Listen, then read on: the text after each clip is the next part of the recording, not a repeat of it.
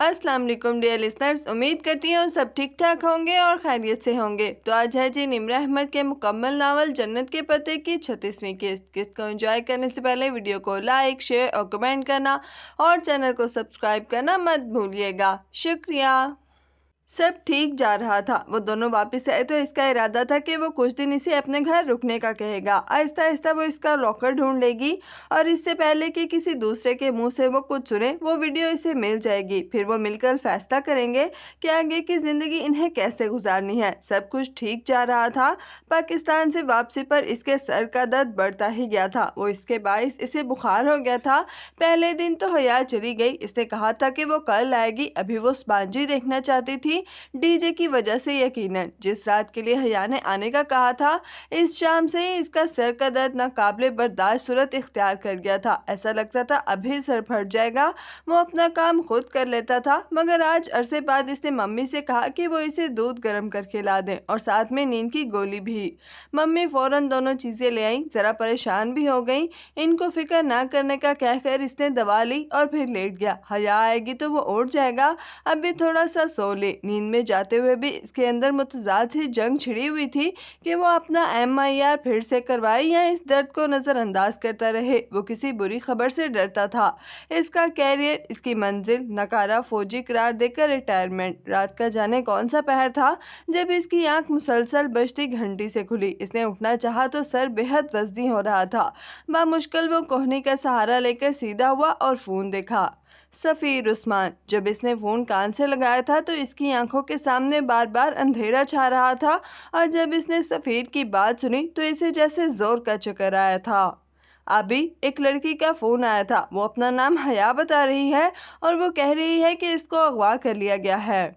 वो रात शायद इसकी ज़िंदगी की तवील तरीन रात थी। इंडिया में रात की तहवील में गुजरी रातों से भी ज़्यादा तल्ख, ज़्यादा तकलीफदेह और ज़्यादा भयानक। इसे लगा था कि वो हया को खो चुका है, सिर्फ इसलिए कि वो इसकी निगरानी नहीं कर सका, वो इसकी हिफाजत नहीं कर सका। वो लोग इसे अगवा कर चुके थे सिर्फ इसलिए कि इस रात अब्दुर्रहमान पाशा सो गया था। वो इसको ले गए थे।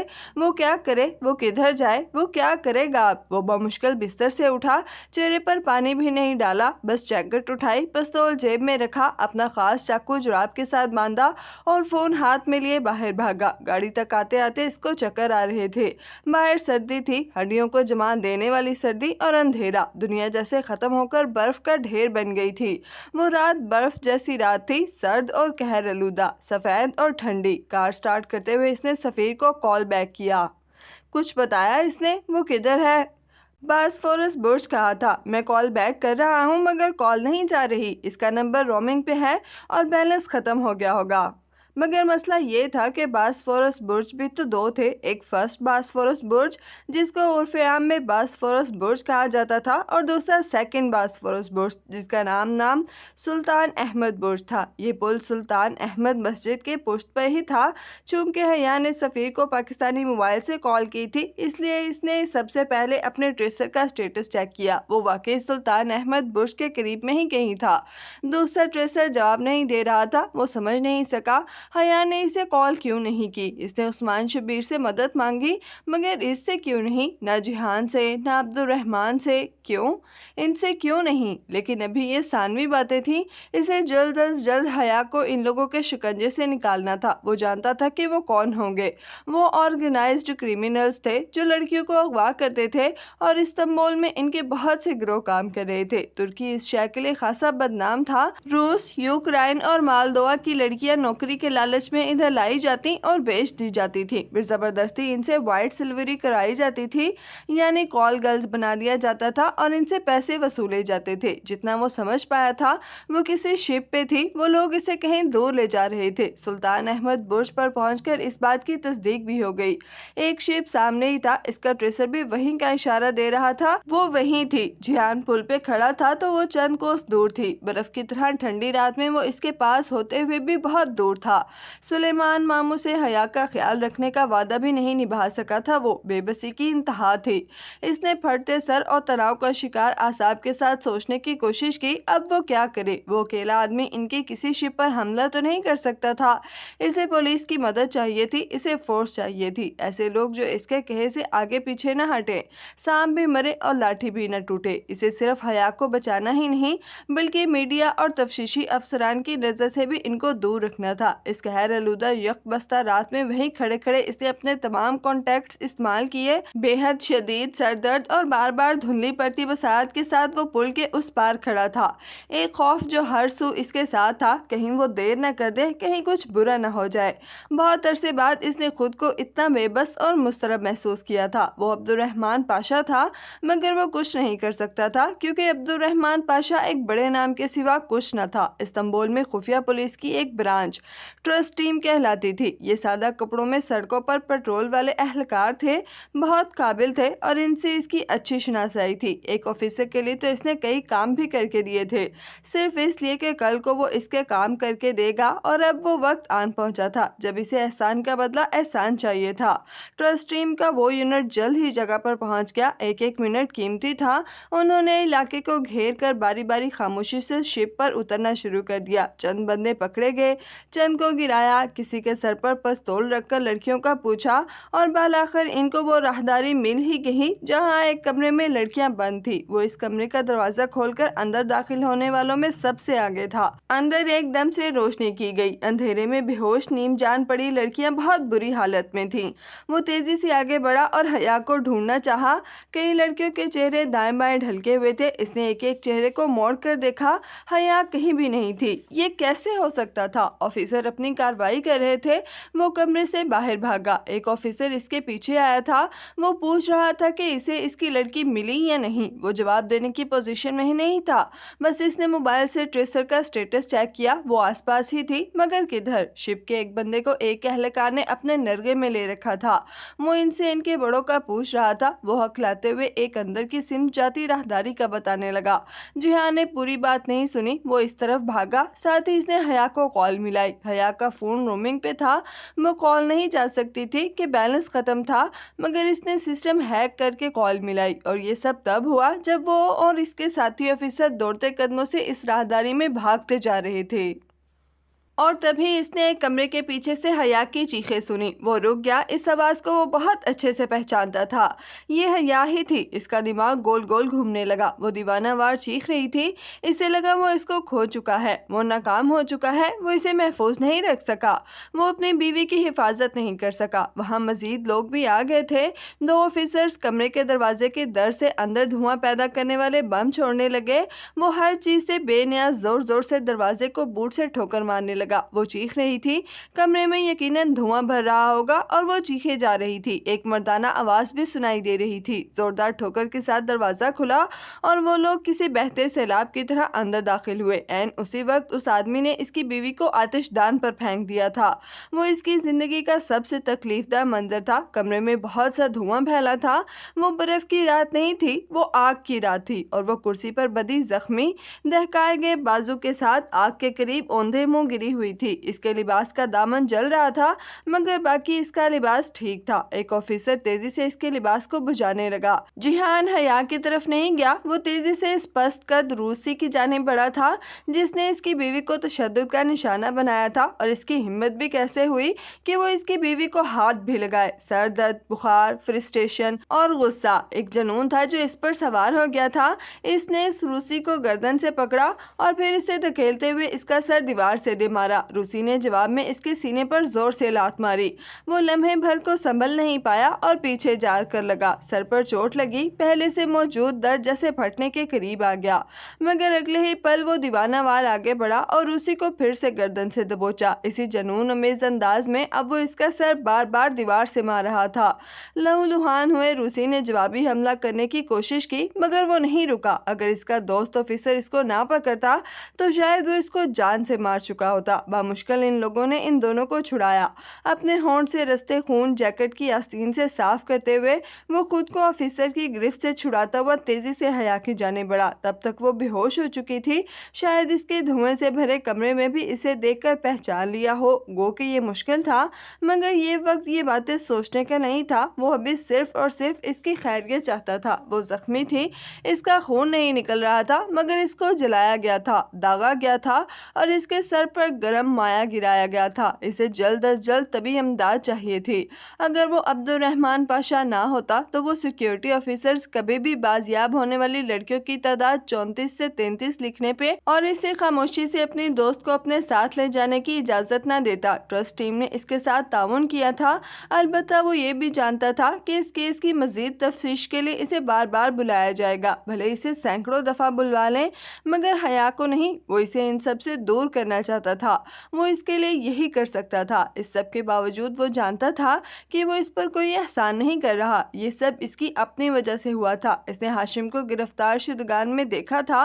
वो जैसे किसी ने इसके ऊपर दहकते कोयले उंडेल दिए थे। हाशिम, जिसको इसने हया का ताकुब करने को कहा था, वो हाशिम इसकी बीवी को बेच आया था। ये सब इसका अपना कसूर था। इसने गलत आदमी पर भरोसा किया। इसने अपनी वजह से हया को इतना नुकसान उठाने पर मजबूर कर दिया।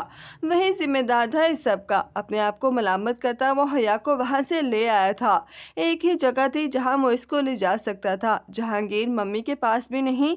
मम्मी या किसी भी रिश्तेदार को कुछ पता लगे ये नहीं होना चाहिए था, चाहिए वो मम्मी ही क्यों ना हो। अब एक ही जगह थी, ब्यूकदा, आयशे गुल। वो इसे अस्पताल नहीं ले जाना चाहता था। अगर वो इसे खुद अस्पताल ले जाएगा तो सुबह तक पूरे अदलार को खबर मिल जाएगी। अपने किसी आदमी पर इसे भरोसा न था कि वो हया को किसी दूसरे के साथ अस्पताल भेज दे, कभी भी नहीं। वो इतना हर्ट था, इतना परेशान था कि वो अपनी आखिरी जगह जहाँ से बात बाहर नहीं निकलेगी, इसे अदलार में अपने घर ही लगी थी। हया के जख्म ऐसे न थे कि इसे फौरी तबी अमदाद की ज़रूरत पड़ती। वो खुद भी इसकी पट्टी कर सकता था, मगर सारा मसला इसके बालों का था। अगर वो ख़राब हो गए तो वो सारी ज़िंदगी खुद को माफ़ नहीं कर सकेगा। अभी जल्द अज जल्द इसे इसके बालों पर से वो वैक्स उतारना थी और इस सिलसिले में आयशे इसके लिए कुछ कर सकती थी। आयशे को यकीनन इन कामों का तजर्बा ना होगा। वो कोई पैरामेडिकल स्टाफ नहीं थी। वो तो छोटी सी लड़की थी, मगर वो एक बात जानता था, वो इस लड़की पर भरोसा कर सकता था। आगे आयशे कैसे हया के बाल ठीक कर सकती थी, ये आयशे का मसला था। खौफ और अचानक पड़ी इब्तिदा इंसान का असल पोटेंशियल इसके सामने लाते हैं और वो इस तरह के शदीद हालात में ऐसे काम कर जाता है जो आम जिंदगी में इसे लगता है कि इससे कभी नहीं हो पाएंगे। इस वक्त भी इसे आयशे से इसी पोटेंशियल की उम्मीद थी। वो अब्दुर्रहमान के लिए कुछ न कुछ कर लेगी। आयशे और बहारे इस रोज अकेली थीं। आने कुछ रिश्तेदारों से मिलने शहर से बाहर गई थी। वो पिछले दरवाजे से घर में दाखिल हुआ था और इस बेहोश जख्मी लड़की को इसने बालाई मंजिल पर बने अपने पुरताइश से बेडरूम के बेड पर लिटा दिया। तब भी वो बेहोश थी। वो नहीं जानती थी कि इसे कौन इधर तक लाया था इस बर्फ और आग की रात में। वो तेजी से जीने फलांगता नीचे आया और आयशे के कमरे का दरवाजा खटखटाया। धड़ धड़ धड़ इसने दरवाजा पीट डाला था। क्या हुआ? कौन? आयशे सर पर स्कार्फ लपेटती नींद से घबराकर उठी और बाहर निकली तो इसे सामने देखकर इसकी आंखें हैरत से फैल गईं। तुम इंडिया से कब आए? और तब इसे याद आया कि अदलार वालों के लिए वो इंडिया में ही था। आज ही आया था। मुझे तुम्हारी मदद चाहिए, ऊपर आओ।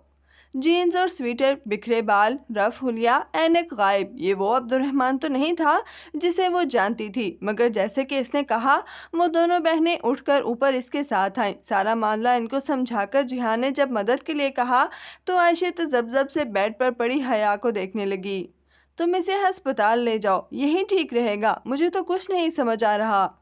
नहीं, कल सुबह हम डॉक्टर घर पे बुला लेंगे। अभी मुझे सिर्फ इसके बाल बचाने हैं। तुम किसी तरह ये वैक्स उतार दो। तुम्हें क्यों लगता है कि मैं ये कर सकूंगी? तुम खुद ही तो कहते हो आयशे गुल कभी कुछ नहीं कर सकती। इसने मलाल से कहते हुए बेहोश पड़ी लड़की के चेहरे को देखा। वो अक्सर ये बात कह दिया करता था ताकि आयशे सब कुछ करना सीख जाए। प्लीज़ आयशे, कुछ करो, मुझे किसी पर एतबार नहीं है, और अगर तुम कुछ नहीं कर सकती होती तो मैं फेवर लेने तुम्हारे पास क्यों आता? वो इसके सामने खड़े बहुत टूटे हुए लहजे और सते हुए चेहरे के साथ कह रहा था। ओके, हम कोशिश करते हैं। اس کے انداز میں کچھ تھا کہ عائشہ سویٹر کی آستینیں پیچھے چڑھاتی اٹھی اور غنودہ لڑکی کے سرہانے آ بیٹھی۔ بہار البتہ صوفے پہ بیٹھی ہتھیلیوں پر چہرہ گرائے گہری سوچ میں گم تھی۔ کچھ بھی کرو مگر مجھے اس کے بال واپس چاہیے۔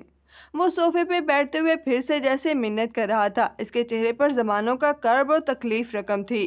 اس کے بال بہت خوبصورت ہیں اور مجھے وہ واپس چاہیے۔ کیا وہ تمہیں اچھی لگتی ہے؟ بہانے نے بہت سوچ کر سوال کیا۔ عائشہ نے تادیبی نظروں سے اسے گھورا مگر وہ جہان کی طرف متوجہ تھی۔ وہ چند لمحے سے دیکھتا رہا پھر آہستہ سے سر اس بات میں ہلا دیا۔ بہت زیادہ؟ اور اگر اس کے بال خراب ہو گئے تو وہ تمہیں اچھی نہیں لگے گی؟ بہت ہو گیا بہارے گل، عائشہ نے سختی سے ٹوکا تو بہارے نے منہ بسور کر سر جھٹکا۔ وہ مجھے تب بھی اچھی لگے گی۔ کچھ دیر بعد وہ مضبوط لہجے میں بولا تو بہارے نے ناک سکیڑ کر چہرہ پھیر لیا۔ اسے جیسے یہ بات بالکل بھی پسند نہیں آئی تھی۔ عائشہ اب اس کے بالوں کو چھو کر دیکھ رہی تھی۔ ویکس کھینچ کر اتاری جائے تو بالوں کو نقصان دے گی، لیکن اس نے ذہن پر زور ڈالنا چاہا۔ لیکن اگر ہم اس کو پگھلا کر اتاریں تو یہ اتر جائے گی، مگر سکیلپ کو جو نقصان پہنچا ہوگا وہ؟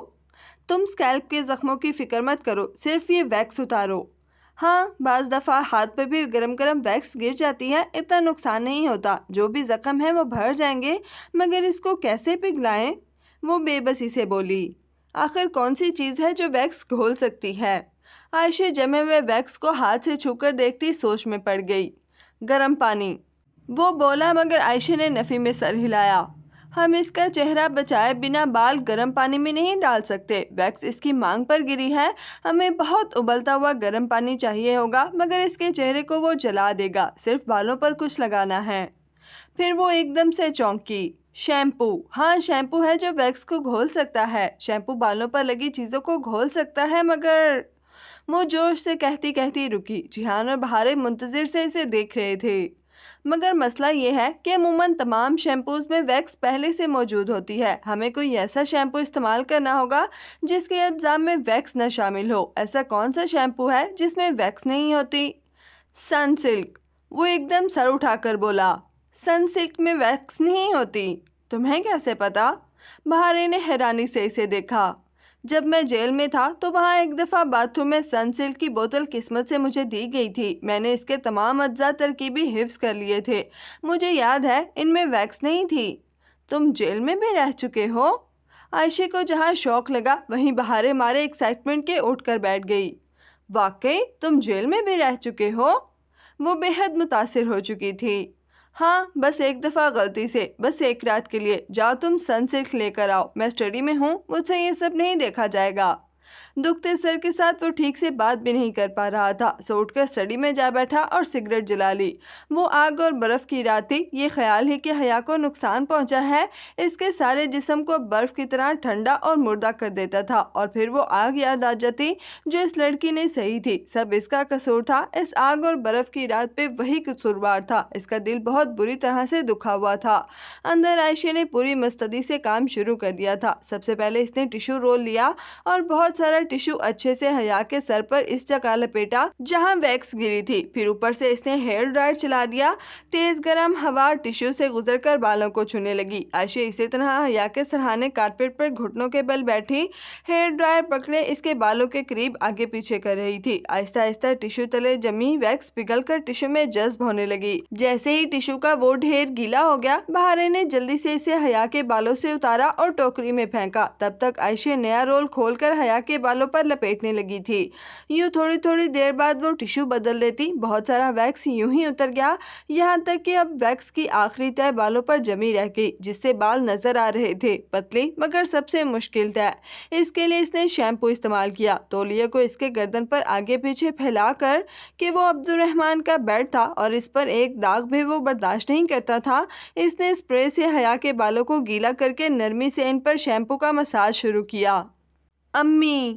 درمیان میں ایک دفعہ اس کی آنکھ بھی کھل گئی، شاید پانی اس کی آنکھوں پہ گرا تھا۔ اس نے فوراً بہارے کو آہستہ سے کہا، عبد الرحمن کو کہہ کر آؤ کہ وہ جاگ گئی ہے۔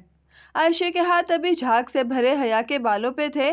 بہارے سر ہلا کر تیزی سے باہر بھاگی۔ وہ اسی طرح اسٹڈی میں بیٹھا کھڑکی سے باہر تاریک رات کو دیکھتا سگریٹ پھونک رہا تھا۔ بہارے بھاگ کر اس کے پاس آئی۔ وہ اٹھ گئی ہے، بس تھوڑی سی، زیادہ نہیں، اب کیا کریں؟ اس کے پکارنے پر وہ چونکا، پھر چند لمحے خاموشی سے اس کا چہرہ دیکھا، پھر فوراً اٹھ کر باہر گیا۔ اس کا رخ ایٹک کی طرف تھا۔ جب وہ واپس آیا تو اس کے ہاتھ میں ایک سلیپ سپرے تھا۔ اس کو اس کے تکیے پر سپرے کر دو، وہ پھر سے سو جائے گی۔ اس نے سپرے بہارے کو دے دیا۔ وہ سپرے پکڑے سر ہلا کر واپس اندر بھاگ گئی۔ اس کی ہدایت کے مطابق عائشہ نے سلیپ سپرے حیا کے تکیے پر کر دیا۔ وہ جو ہلکی ہلکی جاگنے لگی تھی پھر سے غنودگی میں چلی گئی۔ صبح فجر سے قبل اس کے بال تھوڑے بہت ضیاء کے بعد واپس اپنی حالت پر آ چکے تھے۔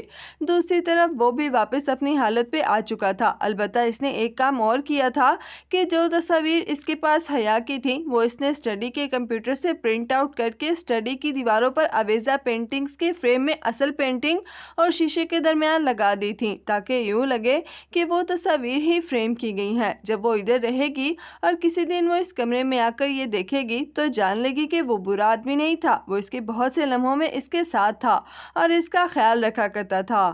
صبح تم ڈاکٹر کو لے آنا، باقی سارے کام وہ کر دے گی، مگر ایک بات۔ صبح جب وہ دونوں کمرے سے نکلی تو وہ اپنے مخصوص حلیے میں، سوٹ میں ملبوس، بال جل سے پیچھے کیے، اینک لگائے، بریف کیس اٹھائے واپس جانے کے لیے تیار کھڑا تھا۔ کیا تم اس کو نہیں بتاؤ گی کہ میں یہاں آیا تھا؟ بہارے، اگر تم نے منہ سے ایک لفظ بھی نکالا تو میں تم سے کبھی بات نہیں کروں گا۔ اوکے، میں کیا کہہ رہی ہوں؟ وہ نہ روٹھے پن سے شانے اچکا کر بولی۔ جب بہارے منظر سے ہٹ گئی تو اس نے عائشہ کو مخاطب کیا۔ تم نے مجھے بہت بڑا فیور دیا ہے، تم اس کے بدلے مجھ سے کچھ بھی مانگ سکتی ہو، میں انکار نہیں کروں گا۔ وہ سنجیدگی سے بولا تھا۔ عائشہ کھلے دل سے مسکرا دی۔ میں صرف اتنا چاہتی ہوں کہ زندگی میں دوبارہ کبھی اگر تمہیں کسی بڑے فیور کی ضرورت پڑے تو تم مجھ سے ضرور مانگو۔ بالکل، میں دوبارہ بھی مانگوں گا۔ وہ کیا ہوگا میں نہیں جانتا، مگر ضرورت پڑنے پر میں تمہارے پاس ضرور آؤں گا۔ ایک اور بات۔ قدرے رک کر اس نے کچھ بتانا شروع کیا، جس کو سن کر عائشہ کے چہرے کی مسکراہٹ غائب ہو گئی۔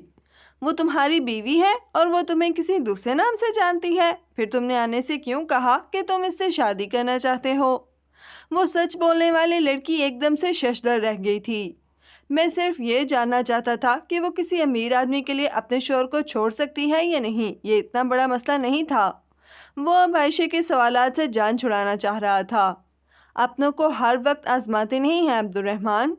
جو بھی ہے، تم بہارے کو یہ سب مت بتانا۔ میں نہیں چاہتا کہ حیا کسی اور کے منہ سے میرے بارے میں یہ سب سنے۔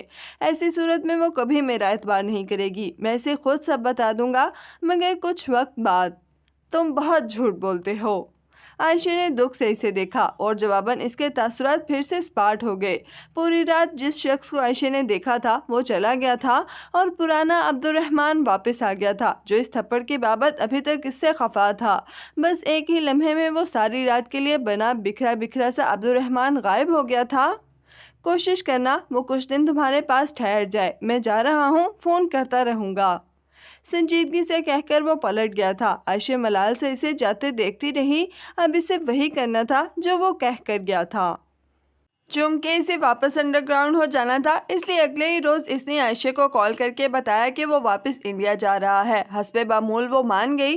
اب وہ یہ نہیں چاہتا تھا کہ جتنے دن حیا اس گھر میں رہے امت اللہ حبیب واپس آئے۔ ان کے ہوتے ہوئے کوئی نہ کوئی ایسی بات ہو جائے گی کہ وہ عبد الرحمن کی اصلیت جان جائے گی۔ وہ اچھی خاصی ذہین لڑکی تھی، وہ اس کو انڈر ایسٹیمیٹ نہیں کرنا چاہتا تھا۔ اگر کسی دوسرے کے منہ سے وہ سنے گی تو وہ اس کا اعتبار کھو دے گا۔ اس لیے بہتر تھا کہ جب تک وہ اپنا پزل باکس نہ کھولے تب تک وہ عبد الرحمن کی حقیقت سے بے خبر رہے۔ اس لیے اس نے آنے کے ذمے کچھ کام ایسے لگا دیے جو ان کو چند دن مزید مصروف رکھیں گے۔ بس یہ چند دن ہی تو رہے گی حیا عائشہ کے گھر، پھر بھلے ہی آنے واپس آ جائیں، خیر تھی۔ تیسرے روز اس نے عائشہ کو انڈین نمبر سے کال کی۔ وہ حیا سے بات کرنا چاہتا تھا، وہ اس کی آواز سننا چاہتا تھا۔ اس کے دل کو اس دن سے اب تک قرار نصیب نہیں ہوا تھا، مگر وہ اس کی بات سننا ہی نہیں چاہتی تھی۔ اگر وہ اسی میں خوش تھی تو ٹھیک ہے، اس نے کہلوا دیا کہ وہ ادلار نہیں آئے گا، وہ آرام سے ادھر رہے۔ اگر یہی حیا کے سکون کا باعث تھا تو ایسے ہی کرے گا، مگر ان دنوں بار بار اس رات کے مناظر اس کی آنکھوں کے سامنے آتے اور اس کو تکلیف دیتے تھے۔ حیا کے بازو پر داغا ہو اور ساتھ میں آخری سلاخ کے 2 حروف ری، جو جلد ہی سلاخ ہٹا لینے کے باعث ٹھیک سے داغے نہ جا سکے تھے اور ابالے سے بن گئے تھے۔ وہ منظر بہت اذیت رسا تھا۔ اگر وہ 2 لفظ ٹھیک سے داغ دیے جاتے تو وہ کتنا عرصہ اسے اذیت دیتے کوئی اندازہ نہیں کر سکتا تھا۔ ہاں ٹھیک ہے، سرجری سے وہ مٹ جاتے، مگر جب تک وہ نہ مٹتے تب تک تو وہ اسے اذیت دیتے نا۔ کاش وہ ذرا پہلے پہنچ گیا ہوتا، کاش وہ اس کو جلنے کی تکلیف سے بچا پاتا، کاش۔ ممی البتہ ذرا پریشان تھی کہ حیا کہنے کے باوجود کیوں نہیں آئی۔ اس صبح جب وہ گھر پہنچا تو ممی نہیں تھی، انہوں نے اس کو رات کو جاتے نہیں دیکھا تھا، سو ان کو معلوم نہیں تھا کہ وہ رات کہاں رہا تھا۔ دوپہر میں دونوں کی ملاقات ہوئی تو ممی نے بتایا کہ وہ حیا کے ہاسٹل گئی تھی۔ وہ ایک اسٹوڈنٹ نے بتایا کہ شاید اسے اپنی میزبان آنٹی کی طرف رکنا تھا، اس کے دونوں نمبرز بند آ رہے تھے، شاید یہی بات ممی کو پریشان کر رہی تھی۔ اس نے ممی کو کچھ نہیں بتایا، اس کو راز رکھنے آتے تھے، بس اس نے تسلی دی کہ فون خراب ہوگا، وہ فکر نہ کریں۔ البتہ اس نے عائشہ کو فون پر تاکید کی کہ وہ حیا سے کہے وہ اپنے گھر فون کر لے۔ اگلے روز اس نے واقعی فون کر لیا۔ اب سرکاری طور پر جہان سکندر کے ہاں اس کا نمبر آ گیا تھا، مگر وہ اس کو وہاں فون کرے یہ مناسب نہیں تھا۔ اس نے ہوٹل گرینڈ میں ایک بندے سے کہلوا کر حیا کے لیے نیا موبائل اور سم بھی دلوا دی تھی، اور ظاہر ہے یہ نمبر بھی اس کے پاس تھا، لیکن اگر جہان اسے فون کرے تو اس کا نمبر کہاں سے ملا جیسے سوال کی کوئی لاجیکل وضاحت نہ بنتی تھی۔ عبد الرحمن سے بات وہ کرنا نہیں چاہتی تھی، جہان اسے کال کر نہیں سکتا تھا، پھر وہ کیسے اس کی آواز سنے، کیسے اس سے بات کرے؟ میجر احمد، ہاں میجر احمد بھی تو ہے، وہ اسے کال کر سکتا ہے کیونکہ میجر احمد عموماً ہر بات جانتا ہوتا ہے، شاید تب وہ اس کی آواز سن سکے، اور یہ کوشش کامیاب رہی۔ کتنے دنوں بعد اس نے حیا کی آواز سنی تھی۔ وہ حسب معمول میجر احمد سے بیزار تھی، مگر یہ طے تھا کہ وہ اس پر اعتماد کرتی تھی، تبھی وہ اس سے پوچھ رہی تھی کہ بلیک میلرز کو کیسے قابو کیا جاتا ہے، اسے کون بلیک میل کر رہا تھا۔ اس کا دھیان ہاشم کی طرف گیا۔ خیر اگر وہ عبد الرحمن پاشا تھا تو وہ ہاشم کو کئی سال تک جیل سے باہر نہیں آنے دے گا۔ پھر اس نے اندھیرے میں تیر چلا کر اسے بتایا کہ وہ پرانا باکس کھول چکی ہے، تب وہ ہنس دیا۔ اس کا لاکر ابھی تک خالی تھا، جب اس نے ویڈیو رکھی ہی نہیں تو کیسا انکشاف۔ وہ دل ملا کر فون رکھنا چاہتی تھی، مگر وہ اس کو مزید سننا چاہتا تھا، یہاں تک کہ وہ سو گئی، مگر وہ اس کی خاموشی سنتا رہا۔ اس وقت وہ اپنے ریسٹورنٹ کے کاؤنٹر پر بیٹھا ریسیپشنسٹ کے فرض سر انجام دے رہا تھا، وہ اپنے کام نپٹا رہا تھا، اور دوسری جانب اسے حیا کے سانس لینے کی ہلکی ہلکی آوازیں سنائی دیتی رہیں۔ ابھی آدھا گھنٹہ گزرا تھا کہ اسے لگا اس کے نتنے گیلے ہو رہے تھے، تکلیف کی ہلکی سی لہر اٹھی اور سر کا وہی درد ہر چیز پر چھانے لگا۔ اس نے ہاتھ سے ناک کو چھو کر دیکھا، خون۔ پہلی دفعہ سر درد سے اس کی نکسی پھوٹی تھی۔ باتھ روم جا کر اس نے بیسن کے سامنے ناک اور سر کو دھوتے ہوئے بھی فون کا سپیکر آن رکھا۔ وہ سو رہی تھی اور وہ بیسن پر نڈھال سا جھکا گہرے گہرے سانس لے رہا تھا۔ 3 گھنٹے اور 20 منٹ کے بعد کال خود بخود کٹ گئی۔ چونکہ وہ انٹرنیٹ سے کنیکٹڈ کر کے کال کر رہا تھا، اس لیے وہ گھنٹے بعد کٹنے کی بجائے کافی دیر سے کٹی تھی۔ موبائل بند کرتے ہوئے بالا کر اس نے فیصلہ کر لیا تھا کہ اسے اپنا چیک اپ کروا لینا چاہیے، کہیں نہ کہیں کچھ غلط تھا۔ اگلی صبح حیا نے اسے نمبر بھیج دیا۔ اس نے نمبر ملتے ہی اسے فون کیا۔ کرنے کی بات کوئی نہیں تھی، بس وہ اس سے بات کرتے رہنا چاہتا تھا۔ اگلے روز وہ صرف اس سے ملنے ادلار آیا۔ اس نے عائشہ سے کہا تھا کہ وہ جب پورٹ پہ آئے تو بہارے کو ساتھ نہ لائے۔ عائشہ ظاہر نہیں کرے گی، مگر بہارے چھوٹی بچی ہی تو تھی، سو عائشہ نے ایسا ہی کیا۔ کھلی فضا میں کرسیوں پر بیٹھے ناشتہ کرتے اس نے چند ایک بار کریدنے کی کوشش کی، مگر حیا نے نہیں بتایا کہ عائشہ بہارے سے اس کی دوستی کیسے ہوئی، اور نہ ہی یہ کہ اس کے زخم کیسے آئے۔ وہ ابھی اس پر اعتبار نہیں کرتی تھی، البتہ وہ دوبارہ سے اس کے فون کے بارے میں پوچھنے لگی تھی، گو کہ اس نے اسے 1-2 بار ہنٹ دیا تھا کہ وہ ایک اسپیشل گفٹ تھا، اور اسپیشل سے مراد اسپیشل سروسز ہی تھی، مگر وہ ابھی تک بوجھ نہیں پائی تھی۔ خود سے یوں ہی وہ نہیں بتائے گا، وہ پہلے خود بوجھے گی، تبھی وہ اسے ڈھونڈ پائے گی۔ البتہ تب وہ ذرا سا سنبھلا جب حیا نے کہا کہ اس کا چہرہ اپنے باس کے ذکر پر چمکنے لگتا ہے۔ یہ اس کے اختیار میں نہیں تھا۔ اپنا ملک، اپنی جاب، سب بہت یاد آتا تھا، مگر کیا اس کی صحت اسے مزید نوکری کرنے کی اجازت دے گی؟ یہی وہ الجھ جاتا تھا۔ وہیں اس کے ساتھ بیٹھے اس کو ممی اور عائشہ دونوں کے ٹیکسٹ موصول ہوئے تھے۔ صرف ممی کے میسج کا اس نے حیا کو بتایا، اور عائشہ کا پیغام پڑھ کر وہ صرف مسکرا دیا۔ تم نے ٹھیک کہا تھا، اتنے سارے لوگوں سے ایک وقت میں اتنے سارے جھوٹ بولتے تمہیں بالکل افسوس نہیں ہوتا۔ اب تو مجھے یقین ہو چلا ہے کہ تم کبھی انڈیا گئے ہی نہیں تھے، تم استنبول میں ہی تھے۔ ये लड़की भी ना। इसने मुस्कुराकर सर झटकते शुक्रिया लिखकर जवाबी पैगाम भेज दिया। इस रोज साहिल समुद्र पर चलते हुए गैर इरादी तौर पर इसके लबों से रुहेल का जिक्र निकल आया था। रुहेल से 3-3.5 वर्ष कबल इस वक्त मिला था जब वो एक छोटे से काम के सिलसिले में वहाँ एक तालीमी इदारे में गया था। तब एक तालिबे इल्म ने अंधाधुंध फायरिंग शुरू कर दी थी और एक गोली इसको भी लग गई थी। चूंकि वो इल्लीगल काम के सिलसिले में वहाँ गया था, सो वो जल्द अज जल्द मौके से फरार हो गया। खराब होते जख्म के बायस इसको किसी काबिल एतबार शख्स के पास पनाह लेनी थी और चूंकि अमेरिका आने से कबल वो वहाँ मौजूद हर रिश्तेदार का पता खोज कर लाया था, इसलिए वो रुहेल के पास चला गया था। ये बात इसने रुहेल को सीगा राज रखने को कही थी और जवाब में वो ये बात राज रखेगा कि वो लड़की रुहेल के साथ रह रही है। इस डील के बारे में वो हया को नहीं बता सकता था, सो बात टाल गया। अब वो पूछती रहे अपने भाई से, इसे क्या? साहिल पर हया ने सीप चुनने की बात की थी। इस बात ने इसे इत्मीनान दिलाया कि अब वो काम कर सकता था जो वो करना चाहता था। वो आयशे बहारे के साथ सीप चुनने की आदी हो गई थी।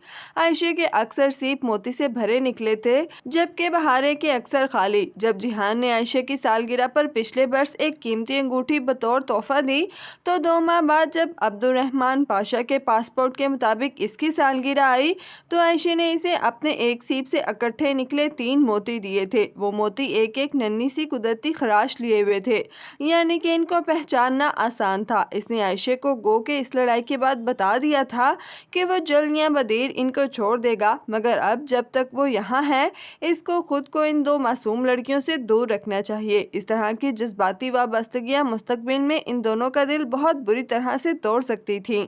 छोटा जख्म बड़े जख्म से बहरहाल बेहतर होता है। इसने सोचा वो आयशे को छोटा जख्म दे दे ताकि वो मुस्तकबिल में कभी इससे कोई उम्मीद न रखे। वो 3 मोती आज वो अपने साथ लाया था। अलबत्ता इसने किसी और तरह से इनको हया को देने का सोचा था, मगर जब वो सीप खोलने के लिए छुरा लेने दूर बैठे इन टूरिस्ट के पास गई, तो जिहान ने रुख मोड़कर अपनी जुराब के साथ बंधा चाकू निकाला, अपने सीप को आधा काटा और तीनों मोती अंदर कुछ इस तरह से डाले कि जब वो हया के सामने सीप खोलेगा तो वो यही समझेगी कि मोती अंदर कुदरती तौर पर मौजूद थे। अगर वो ये काम आयशे के साथ करता तो वो भांप लेती। इसको सीपों का तजर्बा था, मगर हया नहीं जान सकती थी। इसको ये मालूम नहीं था कि वो मौके का इंतजार करने वालों में से नहीं था। वो मौका खुद पैदा करने पर यकीन रखता था। हया इसके निकले 3 मोती देखकर बहुत हैरान हुई थी और मुतासिर भी। वो खामोश मुस्कुराहट के साथ अपने लिए खामोश ताइस वसूलता गया।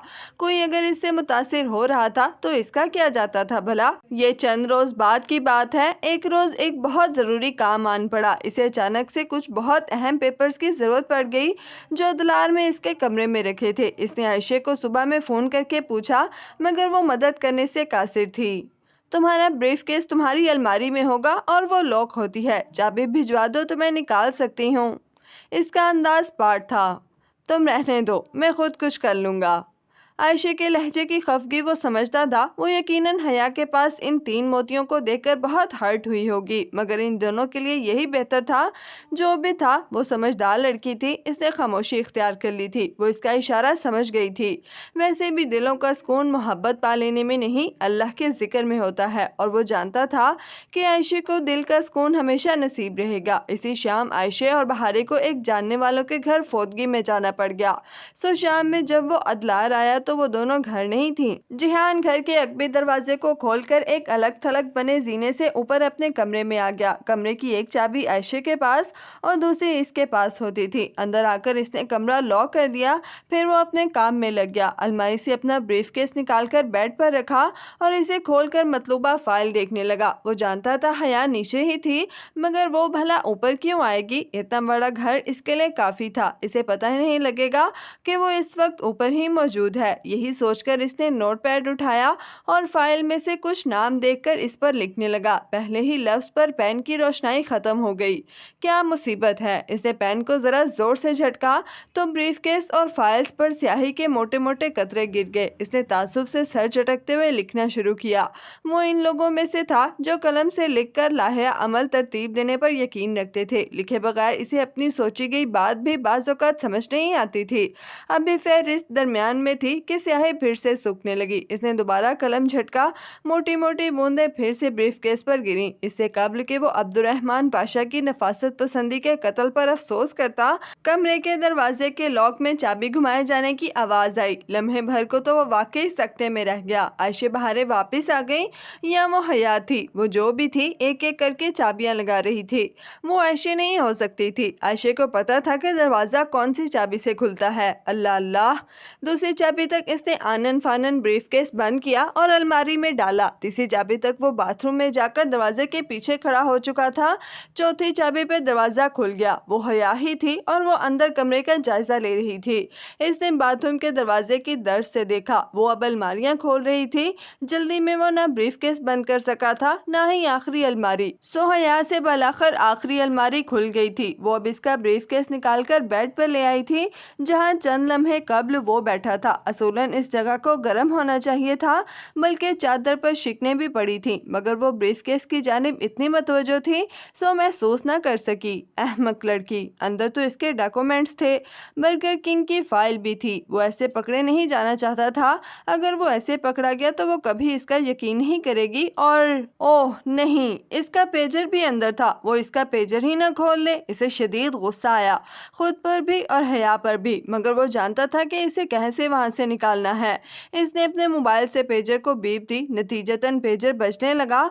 हस्बे तवक्को हया ने घबरा कर ब्रीफकेस बंद किया और अलमारी में डाला। वो वाकई घबरा गई थी। सो चंद लम्हों बाद वो कमरे से बाहर थी। दरवाजा दोबारा अंदर से लॉक करते हुए इसने दूसरे नंबर से इसे घर पर फोन किया। 5वीं घंटी पर हया ने भागकर फोन उठाया। अगर आइंदा आपने मेरे कमरे की तलाशी ली तो अपने पैरों पर घर नहीं जाएंगी।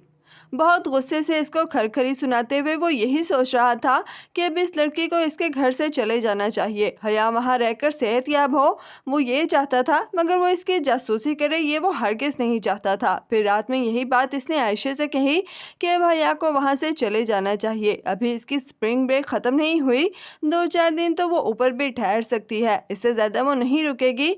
और मैं अपने मेहमान को खुद से जाने के लिए नहीं कहूँगी। मगर ये 2-4 दिन भी जिहान के लिए किसी सजा से कम न थे। वो जानता था कि हया सिर्फ अदलार में 2 वजूहात की बिना पर रुकी हुई है।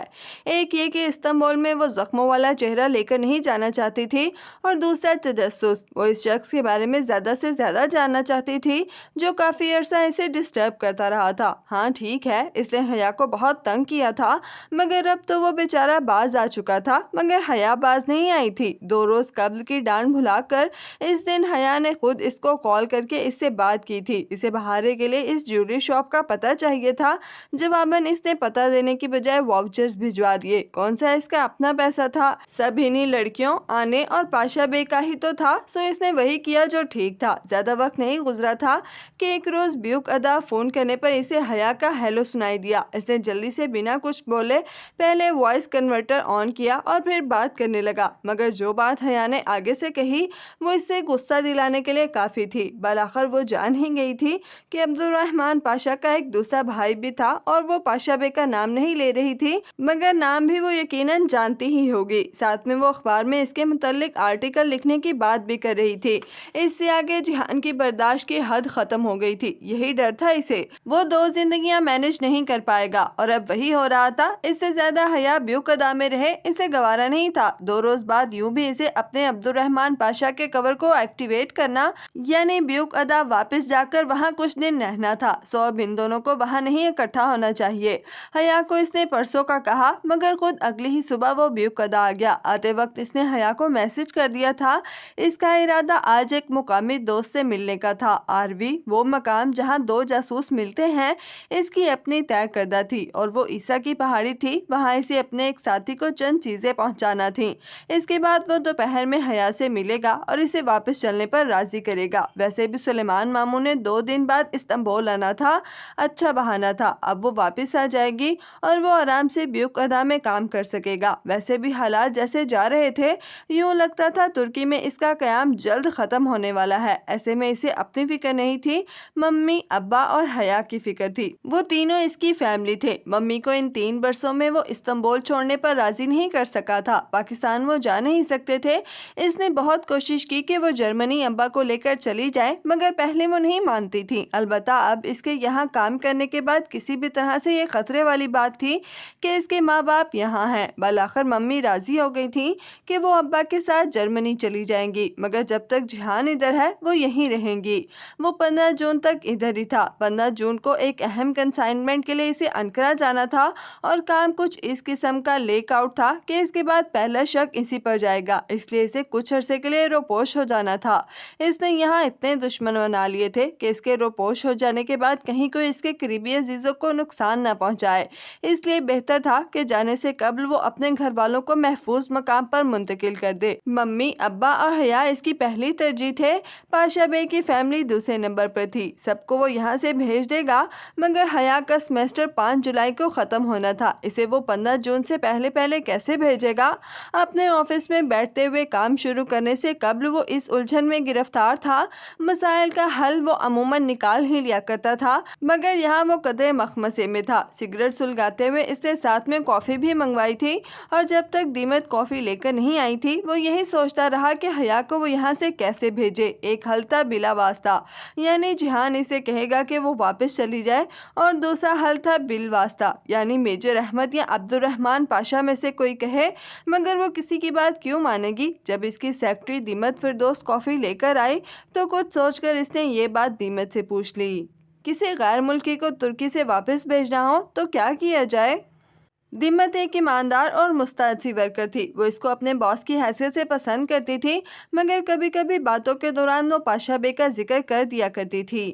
آپ کے چھوٹے بھائی بھی بہت اچھے تھے، یہ فقرہ وہ اکثر دیمت سے سنا کرتا تھا۔ طیب حبیب شناختی کارڈ کے اعتبار سے اس سے 2 سال چھوٹا، دیکھنے میں کئی سال بڑا، اور در حقیقت ہم عمر ہی تھا۔ دیمت کو پاشا بے کی طبیعت کی بے تکلفی پسند تھی، کیونکہ وہ خود چاہے عبد الرحمن ہو یا جہان ہو، اس کی طبیعت اور مزاج ایک سے ہی رہتے تھے۔ وہ عبد الرحمن پاشا کے روپ میں بھی اتنا ہی سنجیدہ مزاج اور خاموش طبع اور قدرے تلخ تھا جتنا وہ فطری طور پر تھا۔ دیمت اس کو پسند کرتی تھی، مگر چونکہ پاشا بے کے برعکس جہان نے ہوٹل گرینڈ کو غیر قانونی سرگرمیوں کے لیے استعمال کرنا شروع کر دیا تھا، اس لیے دیمت اس قسم کے لوگوں کی ہوٹل آمد پر ذرا الجھی رہتی تھی۔ خیر، اس کی دکھتی رگیں وہ جانتا تھا، اسے معلوم تھا کب کس کو کہاں سے دبانا ہے۔